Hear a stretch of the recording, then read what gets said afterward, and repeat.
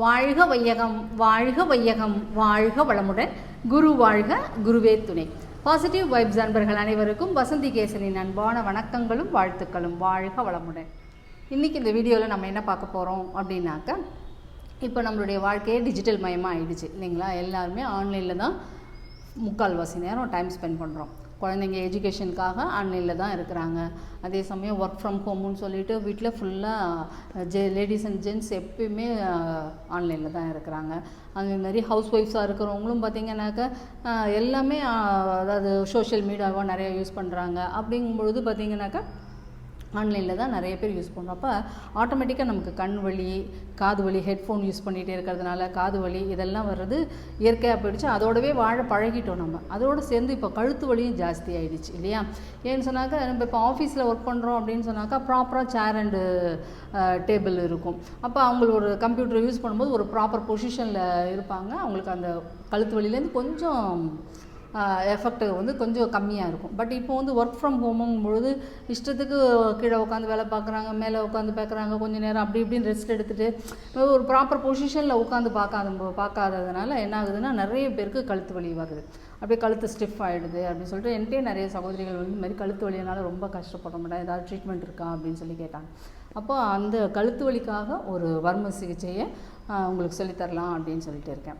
அதேமாரி கழுத்து வலிக்கான வர்ம சிகிச்சையும் சில குழந்தைங்களுக்கு வந்து பார்த்திங்கனாக்கா ட்ராவல் பண்ணும்போது பார்த்திங்கன்னா அந்த டீசல் காரில் ஏறினாங்கனாலே டீசல் அலர்ஜி, இல்லை பஸ்ஸில் ட்ராவல் பண்ணால் ஒத்துக்காது. அந்த மாதிரி இருக்கிறவங்களுக்குலாம் வாந்தி வராமல் இருக்கிறதுக்கு என்ன பண்ணலாம் அப்படிங்கிறதுக்கு, வாந்தி வராமல் தடுக்கிறதுக்கு என்ன ஒரு வர்மா ட்ரீட்மெண்ட்டு. சில சமயம் நம்மளுக்கு வந்து ஏதாவது ஃபுட் பாய்சன் ஆகிடுச்சுன்னா வாந்தி வரா மாதிரி இருக்கும், வராது. அந்த மாதிரி இருக்கும்பொழுது வாந்தி வர்றதுக்கான வர்ம சிகிச்சை இது எல்லாத்தையுமே இன்றைக்கி நான் உங்களுக்கு சொல்லித்தர இருக்கிறேன். அதுக்கு முன்னாடி நம்மளுடைய மன்ற சகோதரி ஒருத்தவங்க வந்து சித்ரா பாலகிருஷ்ணன் சொல்லிட்டு ரொம்ப அருமையான சகோதரி, ரொம்ப அன்பான சகோதரி. அவங்க வந்து சுவாமிஜி வந்து சொல்லுவாங்க, கொண்டு வந்த வினை போக தொண்டு செய்யணும் அப்படின்னு சொல்லுவாங்க. அதாவது தொண்டு செய்தால் தான் உங்களுடைய கர்ம வினைகள் கழியும் அப்படின்னு சொல்லுவாங்க. அப்போ தொண்டு செய்கிறதுனா என்ன, நம்ம தான் வீட்டில் தான் மாடு மாதிரி உழைக்கிறோமே அப்படின்னு சொல்லிட்டு நான் தொண்டு செய்கிறதுன்னு என்ன தனியாக போய் செய்கிறது அப்படின்னாக்கா, சுவாமிஜி சொல்லுவாங்க, வீட்டில் செய்கிறது கடமைகள், சமுதாயத்துக்குன்னு நம்ம ஒரு சில கடமைகளை செய்யணும், அதுதான் வந்து ஒரு தொண்டு அப்படின்னு சொல்லுவாங்க. ஏன்னா சமுதாயத்துலேருந்து நிறைய நம்ம கடன் பெற்றிருக்கிறோம். அதை நம்ம அவங்களுக்கு திருப்பி சமுதாயத்துக்கு கொடுக்கும்போது அதை ஒரு தொண்டு மனப்பான்மையோடு செய்தோன்னு சொன்னாக்க நம்ம கொண்டு வந்த வினைகள் கழியும் அப்படின்னு சொல்லுவாங்க. அப்போ தொண்டு செய்கிறதுனா எப்படி செய்கிறது அப்படின்னு சொன்னாக்க, நம்ம பொதுவான நிகழ்ச்சிகளில் இப்போ நம்ம மன்ற நிகழ்ச்சிகளே எடுத்துக்கிட்டோம் அப்படின்னு சொன்னாக்க, அப்போ கூட்டுத்துவம் நடக்கும். அப்போ நம்ம வந்து ஒரு சேர்ஸ் எடுத்து அரேஞ்ச் பண்ணுறது, இல்லை ஜம்காலம் விரித்து போடுறது, இதில் மற்ற வரவங்களை கவனிக்கிறது, யாருக்கு என்னென்ன இது பண்ணுறது அப்படிங்கிறது வாலண்டியராக நிறைய சர்வீஸ் பண்ணலாம். அது வந்து நம்மளுடைய உடல் உழைப்பு அந்த இடத்துல கொடுக்குறோம்.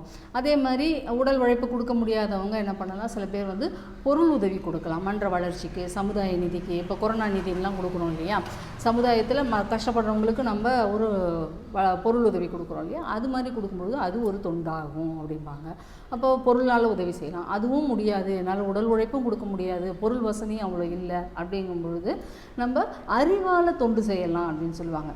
அதாவது நீங்கள் கற்ற கல்வியை மற்ற 4 பேருக்கு சொல்லி கொடுக்கும் பொழுது அவர்களுடைய அறிவுக்கு ஒரு வளர்ச்சியை நம்ம கொடுக்குறோம் இல்லையா, அது ஒரு மிகப்பெரிய ஒரு தொண்டு அப்படின்னு சொல்லுவாங்க. அப்போ பாரதியார் கூட சொல்லியிருக்காருல்ல, 1000 கோயிலுக்கு நீங்கள் கும்பாபிஷேகம் பண்ணுறதோட ஒருத்தருக்கு கல்வி கற்றுக் கொடுக்கறது மிகப்பெரிய புண்ணியம் அப்படின்னு சொல்லுவாங்க இல்லையா. அப்போ அந்த மாதிரி உங்களுடைய அறிவால் 4 பேருக்கு நீங்கள் ஒரு வளர்ச்சி கொடுத்தீங்க அப்படின்னா அது மிகப்பெரிய ஒரு தொண்டு அப்படின்னு சொல்லுவாங்க. அப்போ உடலால் தொண்டு செய்யலாம், பொருளால் தொண்டு செய்யலாம், மற்றும் அறிவாளவு தொண்டு செய்யலாம். இப்போ இந்த 3 வகையில் ஏதோ ஒன்று செய்தால் கூட நம்மளுடைய கொண்டு வந்த வினை போகும் அப்படின்னு சொல்லுவாங்க. ஆனால் நம்ம சித்ரா பாலகிருஷ்ணன் பார்த்திங்கனாக்க நம்மளுடைய அறிவு திருக்கோயிலுக்கு அவங்க உடல் உழைப்பையும் அழகாக கொடுப்பாங்க. அதாவது அறிவு திருக்கோயிலில் க்ளீன் பண்ணுறது, மெயின்டெனன்ஸ் பண்ணுறது, சமையல் பண்ணுறது, அதாவது அங்கே கூட்டுத்தவம் நடக்கும்போது எல்லாருக்கும் சாப்பாடு கொடுப்போம் அப்படின்னு சொன்னோம் இல்லைங்களா. அப்போ அந்த மாதிரி அந்த இதில் சமையலில் பங்கெடுத்து கொள்வது, மற்ற எல்லாருக்கிட்டையும் ஒரு அன்பாக விசாரித்து எல்லாம் ஒரு நல்ல ஒரு வாலண்டியர் சர்வீஸ் அழகாக செய்வாங்க. அதே மாதிரி பொருள் உதவி அடிக்கடி நிறைய மன்ற வளர்ச்சிக்கு நிறைய நன்கொடைகள் கொடுப்பாங்க. அது மட்டும் இல்லாமல் இப்போ துணை பேராசிரியராகவும் ஆகி நிறைய பிடிசி கிளாஸஸ்ஸு, இது மாதிரி பேசிக் கோர்ஸ், இந்த மாதிரி கிளாஸஸ்லாம் நிறைய எடுக்கணும்.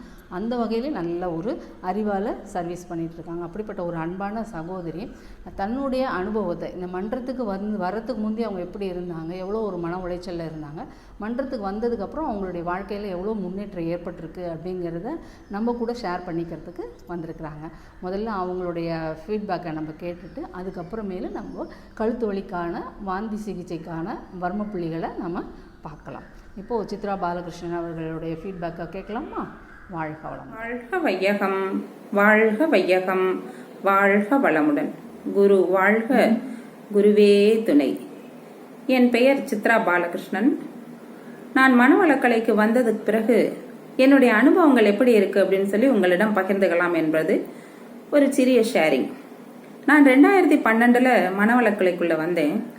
மனவளக்கலைக்குள் வருவதற்கு முன்னாடி நான் ரொம்ப பக்தி மார்க்கம். கோயில் பக்கத்தில் ஒரு விநாயகர் கோயில் இருந்தது. அந்த கோயிலுக்கு தினமும் போவது, அங்கு ஸ்லோகங்கள் கற்றுக் கொடுப்பாங்க, அதெல்லாம் கற்றுக்கொள்வது, விஷ்ணு சகஸ்ரநாமம், லலிதா சகஸ்ரநாமம், மற்றும் அங்கு மாமிகள் நிறைய இந்த கோயிலில் உள்ள ஆன்மீகத்தை பற்றியெல்லாம் நிறைய சொல்லுவாங்க. அதில் ஒரு நல்ல இன்ட்ரெஸ்டாக இருந்தது. நான் அசைவ பிரியக்காரி தான், இல்லைன்னு சொல்ல மாட்டேன். அசைவம் நல்லா நிறையவே சாப்பிட்டுட்டு இருந்தேன். அப்போது அந்த கோயில் குருக்கள் மாமி நீங்கள் டெய்லி பாராயணம் பண்ணுறீங்களே இந்த விஷ்ணு சகஸ்ரநாமெல்லாம், இதெல்லாம் நீங்கள் சொல்லும்போது வயிற்றுக்குள்ளே உணவு இருந்தால் இந்த மந்திரமெல்லாம் உங்களுக்கு பலிக்காதே அப்படிங்கிற மாதிரி என்கிட்ட ஒரு கருத்தை சொன்னார். உடனே நான் என்ன நினச்சேன், எனக்கு இந்த உணவுலாம் ரொம்ப பெருசு இல்லை மாமா.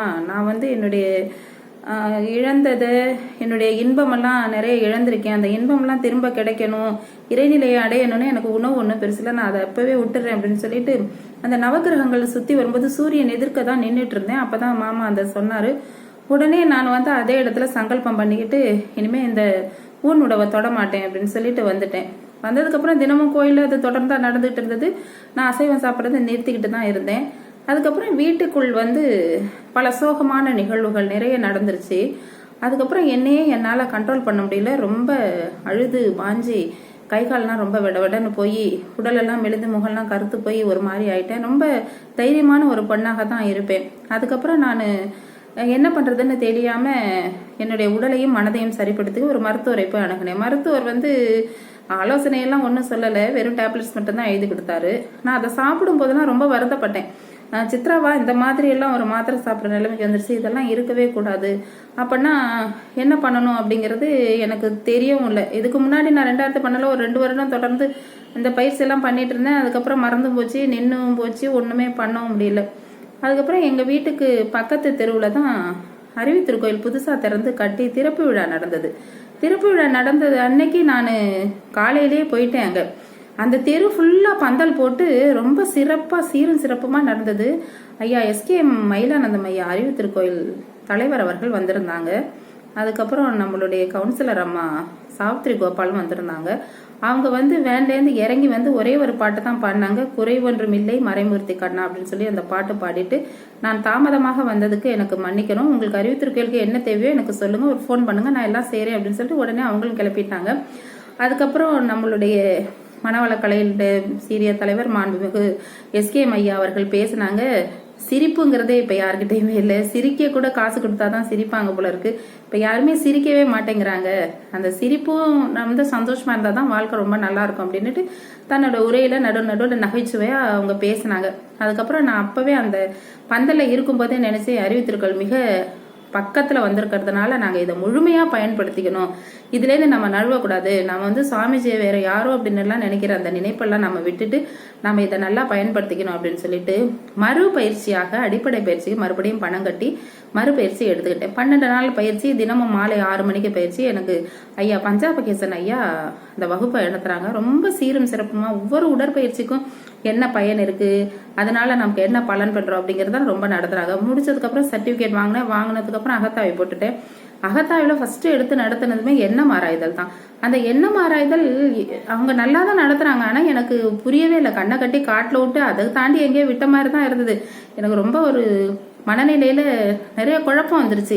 எண்ணத்துல எல்லாம் இப்படி எல்லாம் இருக்குமா, நம்ம அந்த எண்ணத்தை நம்ம எப்படி கண்ட்ரோல் பண்ண போறோம், ஒண்ணுமே தெரியலையே அப்படின்னு நினைச்சுக்கிட்டே இருக்கும்போது அகத்தாய்வு முடிஞ்சிருச்சு. அதுக்கப்புறம் 2ஆம் அகத்தாய்வு போடலாம் அப்படின்னு நினைக்கும் போது கும்பகோணத்துல 2016 மகாமகம் நடந்தது.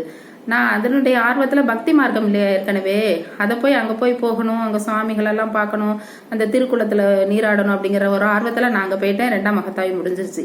அதுக்கப்புறம் வந்தால் 3ஆம் மகத்தாய் போட்டுட்டாங்க. நான் சொன்னேன் சார்கிட்ட, ஐயா நான் 2ஆம் மகத்தாய் எனக்கு போடும்போது நான் கற்றுக்கிறேன், 3ஆம் மகத்தாய் அட்டன் பண்ணவா அப்படின்னு. அதெல்லாம் எப்படிமா, எல்கேஜி யூகேஜி படிக்காமல் ஃபர்ஸ்ட் செகண்டரிலாம் போக முடியுமா? அதெல்லாம் முடியாது, நாங்கள் போடுவோம், அப்போ போட்டுக்கலாம், இல்லைன்னா நீங்கள் டிப்ளமா சேர்ந்துங்க அப்படின்ட்டாங்க. டிப்ளமாவா, அதெல்லாம் நமக்கு செட்டே ஆகாதே அப்படின்னு சொல்லிட்டு நான் யோசனை பண்ணிக்கிட்டே இருக்கும்போது எப்படியோ ஒரு ஆர்வத்தில் மறுபடியும் போட்டுட்டேன். அது போட்டதுக்கு அப்புறம் தான் எனக்கு வந்து டெய்லி அந்த கிளாஸை போய் அட்டன் பண்ணேன். ஸ்டூடெண்ட்டாக உட்காந்து நல்லா படிக்கிறது, அவங்க சொல்றதெல்லாம் கூர்மையாக கவனிக்கிறது. அந்த தேர்வு எழுதுறப்போ எனக்கு ரொம்ப சந்தோஷமா இருந்தது. ரொம்ப சந்தோஷம் எது அப்படின்னா, அந்த தேர்வுல எல்லா வினைக்கும் எனக்கு, எல்லா கொஸ்டினுக்கும் எனக்கு நல்ல ஆன்சர் கிட்டுன்னு எல்லாமே எழுதினேன்.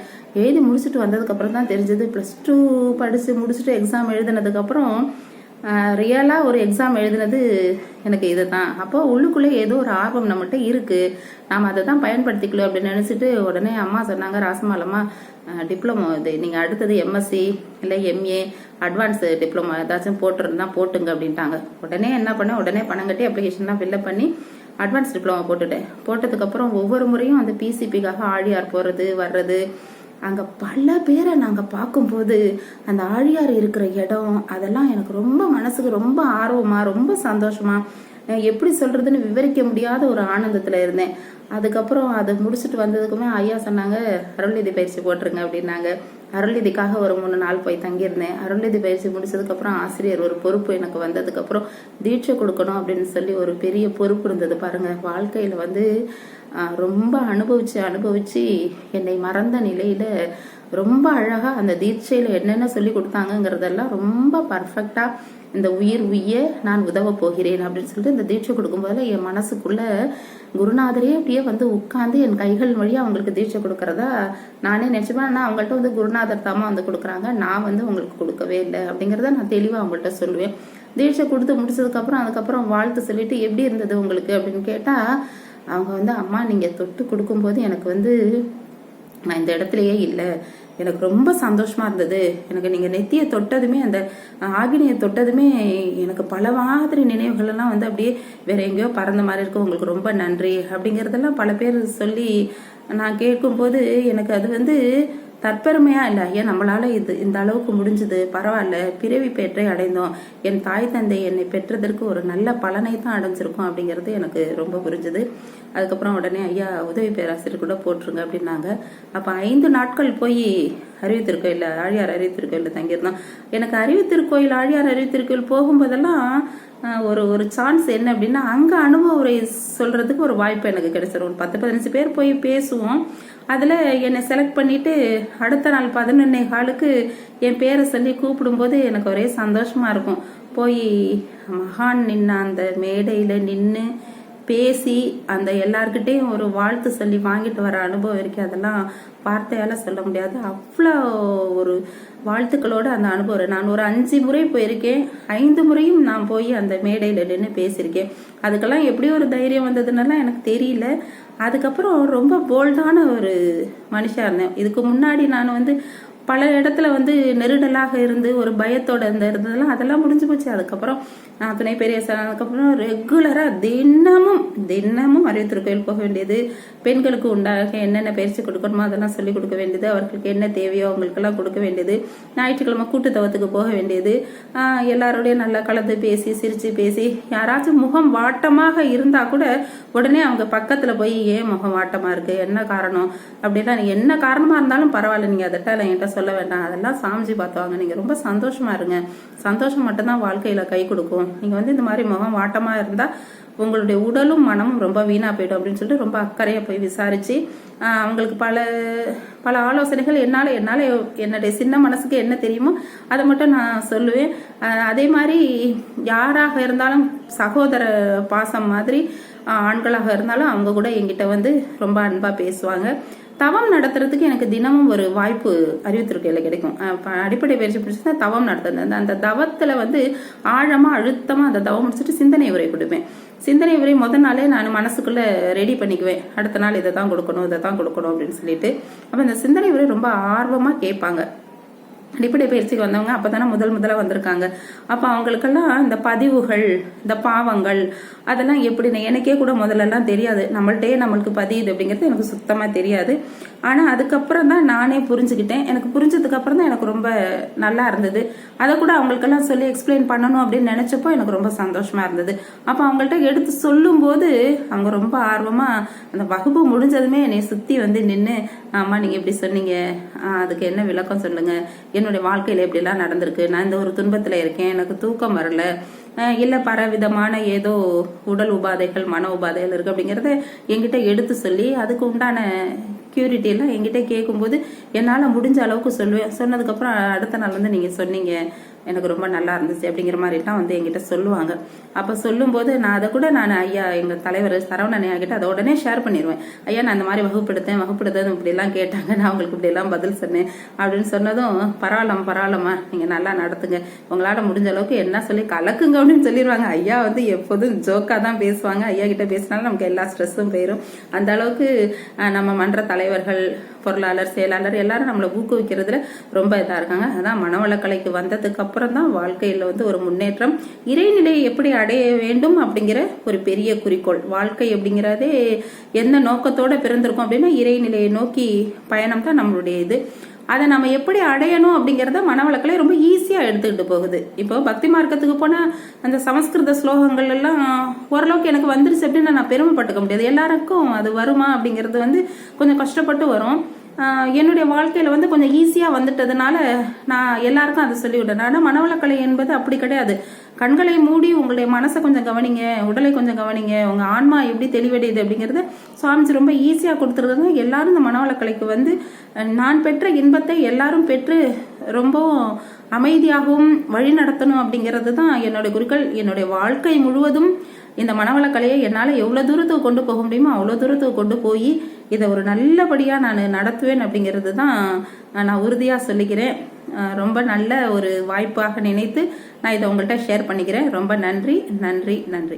வாழ்க வளமுடன். சித்ரா பாலகிருஷ்ணன் அவங்க எவ்வளோ அழகாக அவங்களுடைய வாழ்க்கை அனுபவத்தை நம்மள்கிட்டே சொன்னாங்க இல்லைங்களா? ரொம்ப சந்தோஷமாக இருந்துச்சு. சில பேர் நிறைய பேருக்கு இது ஒரு மோட்டிவேட்டாக இருக்கும் அப்படிங்கிறது ரொம்ப நிச்சயமான ஒரு விஷயம்.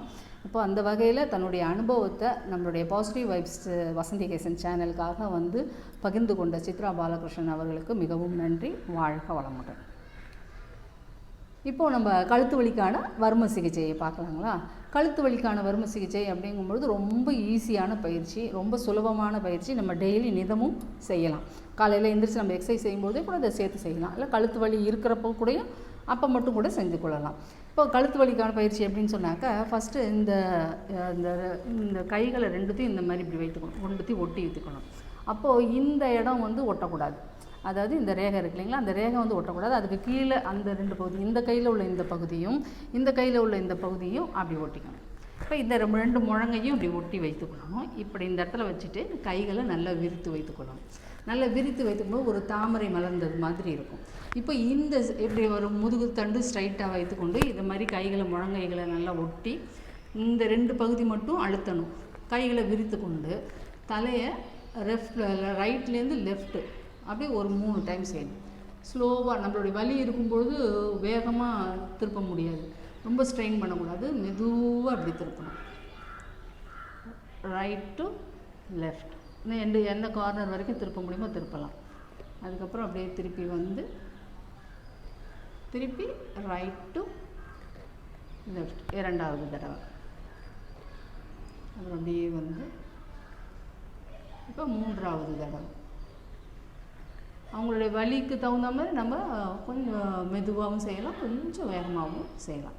அப்போ இந்த மாதிரி 3 தடவை செய்யும் பொழுது கழுத்தில் உள்ள ஸ்டிஃப்னஸ் குறைஞ்சி நம்மளுக்கு ஸ்மூத்தாகிடும், கொஞ்சம் நல்ல ஒரு ரிலாக்ஸாக இருக்கும். நம்ம சிஸ்டத்திலே உட்காந்துருக்கும் பொழுது ஒவ்வொரு டைம் கொஞ்சம் நம்ம ரிலாக்ஸ் பண்ணிக்கிறதுக்கு கண்ணுக்கு நம்ம எப்படி சொல்லி கொடுத்தோம், ஐ பாமிங் அப்படியே அடிக்கடி ஒரு 1 ஹவருக்கு ஒன்ஸ் இப்படி கண்ணை அப்படியே பாமிங் பண்ணிகிட்டே இருந்தோம்னா அப்படியே அந்த கண்ணை அப்படி பாமிங் பண்ணிகிட்டே அந்த மூச்சை மட்டுமே நல்லா கவனிக்கணும் ரிலாக்ஸாக.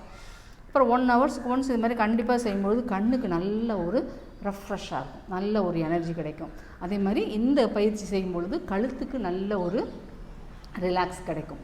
இப்போது இந்த மாதிரி பயிற்சியில், இந்த கழுத்து வலி பயிற்சியில் நம்ம எக்ஸசைஸோடும் கூட சேர்ந்து செய்யலாம். அப்படி இல்லைன்னா வலி இருக்கிறப்ப கூட நம்ம இதை செய்துக்கிட்டே இருந்தோம்னாக்கா கழுத்து வலி ரொம்ப நல்ல முறையில் நம்மளுக்கு தீர்வு கிடைக்கும். அதே மாதிரி இப்போது அடுத்தது என்ன சொன்னேன், வாந்திக்கான பயிற்சி சொல்லித்தரேன் அப்படின்னு சொன்னேன் இல்லையா. இப்போ சில பேருக்கு வந்து ஃபுட் பாய்சன் ஆகிருக்கும், இல்லை ஏதோ ஒன்று ஃபுட் பாய்சன் கூட இல்லை, சில சமயம் ஏதாவது ஒரு மாதிரி இரிட்டேஸ்டாக இருக்க மாதிரி இருக்கும், வாந்தி வரா மாதிரி இருக்குது அப்படின்னு சொன்னாக்கா, ஆனால் வாந்தி வரமாட்டேங்குது அப்படின்னா உடனே நம்ம போய் டேப்லெட்லாம் வாங்கி சாப்பிட வேண்டாம். அழகாக நம்மளுடைய விரல் இருக்கு இல்லைங்களா, அந்த மோதிர விரல் இருக்கு இல்லைங்களா, அந்த மோதிர விரலை இந்த கையால் இந்த கட்டவிரலையும் நடுவிரலையும் வைத்து இந்த பாயிண்டில் வச்சு இந்த இந்த இந்த எண்டு முடியுது இல்லைங்களா, இந்த இடத்துல வச்சுட்டு அப்படி நல்லா அப்படி ப்ரெஸ் பண்ணோம்னா போதும். ஒரு 10 செகண்ட்ஸ் அப்படி நல்லா ப்ரெஸ் பண்ணிகிட்டே இருந்தோம்னாக்கா வாந்தி வந்துடும். அப்போ நம்மளுக்கு அந்த இரிட்டேஷன்லேருந்து கொஞ்சம் ஃப்ரீ ஆகிடுவோம். இப்போ நம்ம டாக்ஸியில் ஏறுறோம், அது மாதிரி குழந்தைங்களுக்குலாம் பார்த்திங்கனாக்கா ரொம்ப ஒரு அலர்ஜியாக இருக்காமல் இருக்கும். அந்த டாக்ஸி ஸ்மெல்லு, கார் திறந்தோடனே ஒரு வாடை வரும், அது ஒத்துக்காமல் உடனே வாந்தி எடுக்குங்க குழந்தைங்க. பெரியவர்களுக்கே கூட சில பேருக்கு ஒத்துக்காது. அந்த மாதிரி இருக்கிறவங்களுக்கு இந்த மாதிரி இந்த காரில் ஏற போகிறதுக்கு முன்னாடி, இல்லை பஸ்ஸில் ட்ராவல் பண்ணுறதுக்கு முன்னாடி அதே பாயிண்ட்டை நல்லா இந்த பக்கம் இப்படி வச்சு ப்ரெஸ் பண்ணிவிட்டு இப்படி இந்த கட்டவரில் இப்படி ட்விஸ்ட் பண்ணணும். இப்படி ட்விஸ்ட் பண்ணிட்டோம்னாக்கா போதும். இதே மாதிரி ஒரு 10 செகண்ட்ஸ் வச்சுருந்தா போதும். இந்த பாயிண்ட்டை இப்படி அழுத்திக்கிறோம். அழுத்திட்டு இப்போ என்ன பண்ணுறோம், இப்படி நல்லா இப்படி ட்விஸ்ட் பண்ணி விட்றோம். இந்த கட்டவரல் இப்படி மேலே வந்துடுது. அப்போ இந்த மாதிரி ட்விஸ்ட் பண்ணும்பொழுது அவர்களுக்கு வாந்தி வராமல் ஃப்ரீயாக இருக்கும், அந்த ஒரு இரிட்டேஷன் இருக்காது, நல்ல ஒரு ஸ்மூத்தாக இருக்கும், நம்மளுடைய ட்ராவலும் ஸ்மூத்தாக இருக்கும். அப்போ அந்த வகையில் இன்றைக்கி நாம் கழுத்து வலிக்கான பயிற்சி பார்த்துருக்குறோம், வாந்தி வராமல் இருக்கிறதுக்கான ஒரு பயிற்சியும் பார்த்துருக்கோம், வாந்தி எடுக்கிறதுக்கான ஒரு வர்ம சிகிச்சையும் பார்த்துருக்கோம். இது கண்டிப்பாக உங்களுக்கு உபயோகமாக இருக்கும் அப்படின்னு நினைக்கிறேன். இப்போ இன்றைக்கி இந்த வீடியோவில் நம்ம பார்த்த செய்திகள் அனைத்தும் உங்களுக்கு பிடித்தவையாக இருந்தால் லைக் பண்ணுங்கள், ஷேர் பண்ணுங்கள், கமெண்ட் பண்ணுங்கள், சப்ஸ்கிரைப் பண்ணி மறக்காமல் பெல் பட்டனை ப்ரெஸ் பண்ணிக்கொள்ளுங்கள். அப்போ தான் நாங்கள் நிறைய பயனுள்ள வீடியோக்கள் போட இருக்கிறோம், அதனுடைய நோட்டிஃபிகேஷன் உங்களுக்கு. மீண்டும் அடுத்த பகுதியில் ஒரு அழகான தலைப்போடு உங்களை சந்திக்கிறேன். அது வரைக்கும் நன்றி, வணக்கம், வாழ்க வளமுடன்.